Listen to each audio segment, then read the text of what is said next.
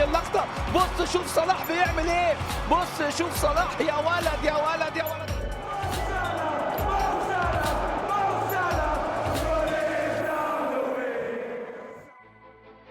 رفضه نادي الزمالك المصري بحجة أنه يحتاج إلى المزيد من الخبرة، لكن الضربة التي لا تقتلك تقوي، فانتقل من المقاولون العرب إلى أشهر أندية العالم، وقفزت قيمته السوقية من 20,000 دولار لتتخطى حاجز 190 مليون دولار، ليصبح أحد أهم لاعبي كرة القدم في العالم وخبزا يوميا للصحافة العالمية والعربية. يجني أموالا طائلة سنويا، لكن الكشري هو طعامه المفضل. What's your favorite Egyptian food? كشري. ويعرف بالمتبرع السخي. يعتبر محمد علي كلاي بطله المفضل، لذلك نراه يضرب خصومه بأهداف قاتلة، وكان مورينيو أشهر هؤلاء الخصوم. تمكن من هزيمة الإسلاموفوبيا في معقل ليفربول بعد أن تراجعت كراهية المسلمين في بريطانيا بسببه. المو صلاح أو ملك الأنفيلد، هذا هو اسمه في إنجلترا، وفخر العرب في العالم العربي، والفرعون في مصر، وشيطان السرعة في الملاعب. وقد يتغير هذا اللقب في حال انتقل إلى باريس للعب بجانب البرغوث الأرجنتيني. ابن نجريج.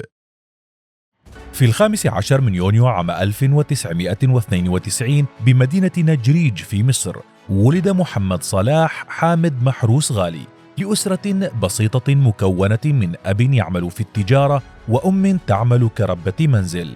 عاش طفولة صعبة بسبب أحوال عائلته الاقتصادية. عندما كان صغيرا كان يسافر 8 ساعات من مسقط رأسه إلى القاهرة من أجل التدريب، مستقلا أكثر من 10 حافلات للوصول إلى مكان التدريب، واستمر على هذه الحال لمدة 4 سنوات، وكان يفعل ذلك 5 أيام في الأسبوع.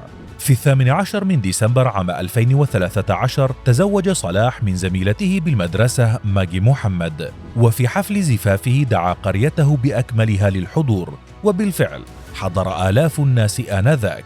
عندما أنجبت زوجته ابنتهما في لندن سماها مكة تيمنا بمدينة مكة المكرمة. وفي عام 2014 كاد يفقد مستقبله الكروي بسبب استدعائه لأداء الخدمة العسكرية، حتى تدخل رئيس الوزراء المصري آنذاك وأعفى صلاح من واجباته العسكرية من أجل التركيز على ممارسة كرة القدم. ملك الأنفيلد. لم يكن طريق صلاح نحو النجومية مفروشا بالورود، فنحن هنا لا نتحدث عن اسم ترعرع في أفخم الأكاديميات الأوروبية، بل عن شخص عانى كثيرا في طفولته لكنه آمن بنفسه. فقد كانت بداية صلاح الكروية خجولة إلى حد ما، حيث بدأها من صفوف الناشئين لنادي المقاولون العرب، وبعد ذلك تم تصعيده إلى الفريق الأول.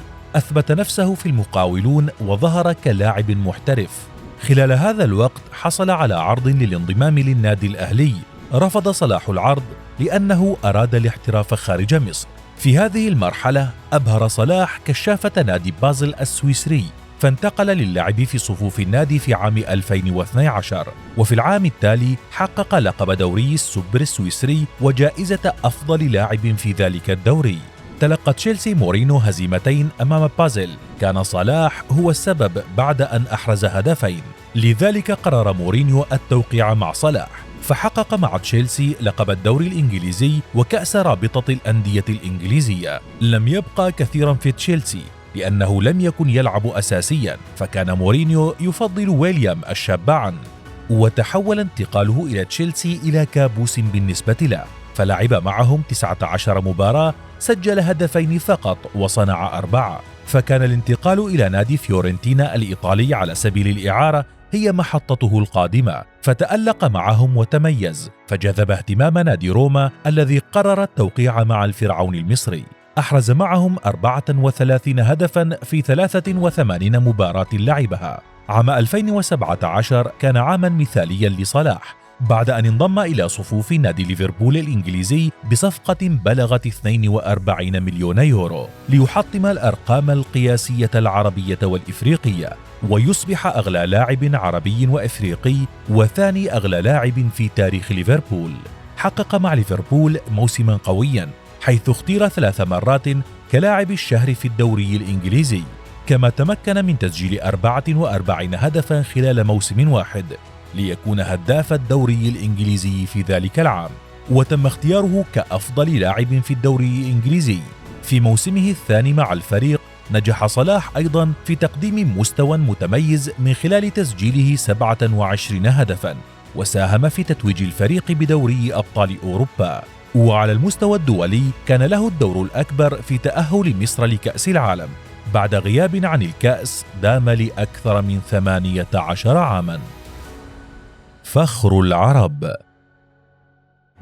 بسبب تألقه وإنجازاته اختارت مجلة التايم الأمريكية محمد صلاح ضمن أكثر 100 شخصية تأثيرا في العالم.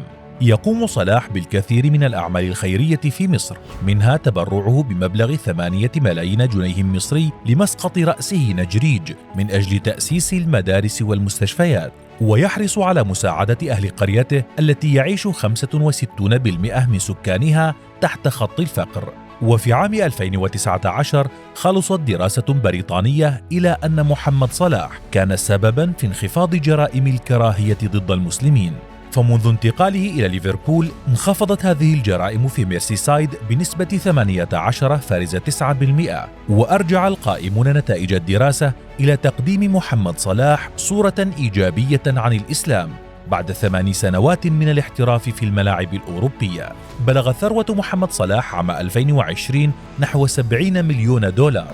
جمع هذه الثروة من خلال راتبه الأسبوعي مع ليفربول الذي يبلغ 250 ألف دولار أسبوعياً، ومن خلال عقود الرعاية مع الشركات الرياضية، كما يحصل على 165 ألف دولار على كل منشور له على الانستغرام.